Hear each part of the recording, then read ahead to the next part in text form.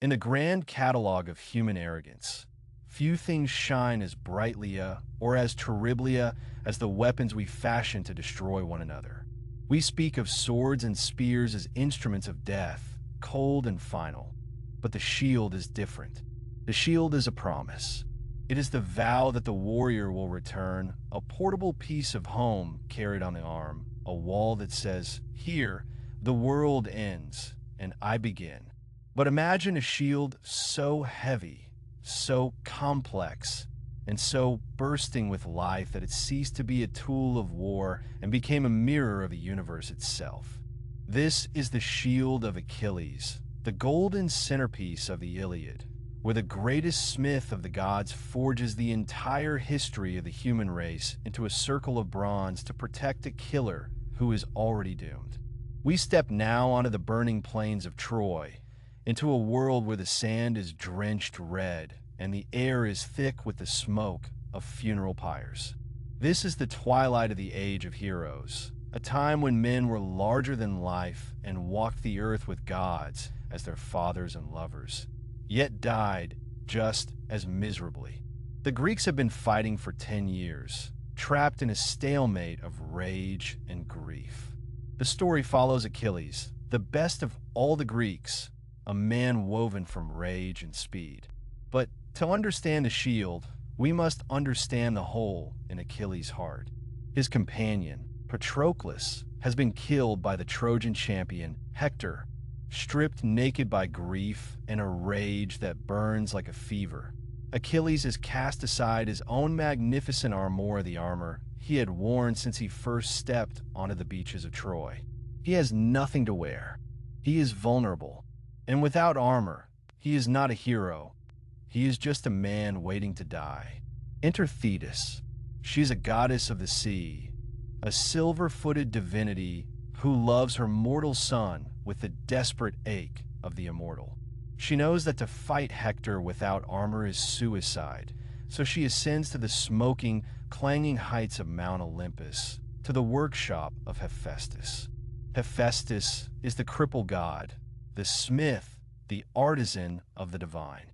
His palace is not made of clouds, but of bronze and starlight, echoing with the roar of bellows and the hiss of quenching metal. Thetis finds him sweating over his anvil, 20 bellows blowing their jets of fire, robotic maids of gold moving with silent precision to aid him. She makes her request: "Make my son a shield. Make him a helmet, greaves, and a corselet that no mortal can pierce. For he loses his armor, and his dearest friend is dead." Hephaestus agrees. This is not merely a request for ironmongery. It is a call for artistry of the highest order. The god heaves his massive bulk, swinging his great hammer over the anvil. He throws into the fire tough, ductile copper, tin, silver, and that most precious of all metals, unyielding, ageless gold.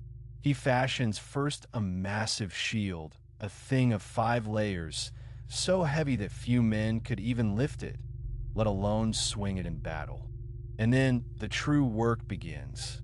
Hephaestus does not just decorate the shield, he creates the world. He engraves upon its face a cosmos so vast that when you hold the shield, you hold everything that matters. First, he creates the earth, the sky, the sea, the inexhaustible ocean that girdles the world. He sets the stars in their courses, the Pleiades, the Hyades, Orion with his belt of flashing stars, and the Bear, that constellation which turns alone in the dark northern sky, forever guarding the waters of the Arctic. This is the celestial backdrop, the stage upon which all human tragedy plays out. Then he descends to the earth. He forges 2 cities. The first is a city at peace. It is a festival day.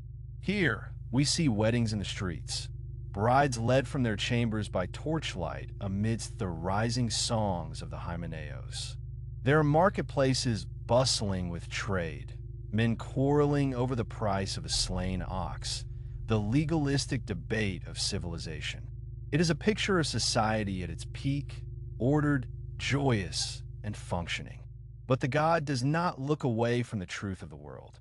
Beside it, he forges a city at war. Two armies gather, opposing forces of glittering bronze. The scene is not glorious, it is terrifying. There is ambush, strife, and tumult. There is death, dragging a corpse by the foot, while a living man fights over the body, his armor clashing.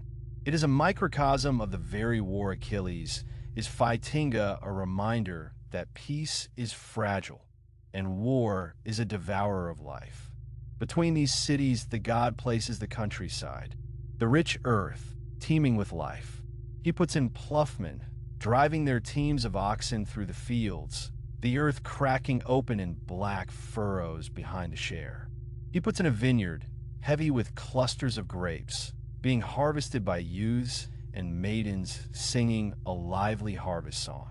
He creates a herd of cattle, lowing by a stream, attacked by two lions, the herdsmen rushing to defend them with their dogs. It is nature, red in tooth and claw, but also nature as provider. He forges a dancing floor, like the one in King Minosa's palace in Crete, where youths and maidens hold hands and leap in intricate patterns, a circle of joy. He places the ocean, the mighty river, flowing around the very rim of the shield, binding the world in a loop of water.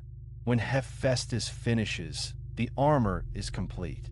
A helmet with a horsehair crest that nods terrifyingly, a corselet fitted with golden scales, shin guards that fit the ankles like a second skin, and finally, the shield, a masterpiece of blinding brightness. The goddess Thetis takes this terrible, beautiful burden and descends from the heavens. She finds Achilles by the black ships of the Greeks. He is a storm of grief, but when he sees the armor, his eyes widen. He takes the shield. He lifts the weight that depicts the entire universe of the cities at war and peace, the stars, the harvest, the ocean. And here lies the profound, chilling irony of the myth. Achilles takes up the shield to do one thing: to kill. He uses this icon of civilization, this map of the world, to bludgeon his way toward Hector. He will use the shield to deflect spears and to bash the life out of his enemy. It is the ultimate perversion of culture. The arts of the smith, the laws of the city, the joy of the harvesta, all of it becomes a tool for the singular, bloody purpose of vengeance. The clash that follows is inevitable. Achilles, clad in this divine armor, meets Hector outside the walls of Troy. The bronze of the shield flashes like a star. Hector throws his spear. It glances off the divine metal. Achilles drives his spear through Hector's neck. The shield protects the killer. The world that Hephaestus created of men and women, stars and Oceania, is stained with the blood of a Trojan prince.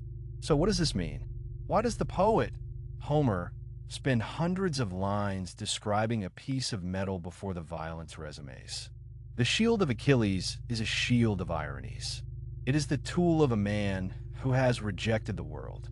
Achilles has already turned his back on civilization, on the gifts of the Greeks, on the possibility of a long life. He has chosen a short life and eternal fame over a peaceful, forgotten existence. And yet, the shield he carries is the ultimate representation of a life he has thrown away. The images on the shield depict the very things Achilles will never have again. He will not be the farmer in the field. He will not be the dancer in the circle. He will not be the judge in the marketplace. He is the warrior in the siege. The shield represents the world, the cosmos, and Achilles uses the cosmos to destroy himself.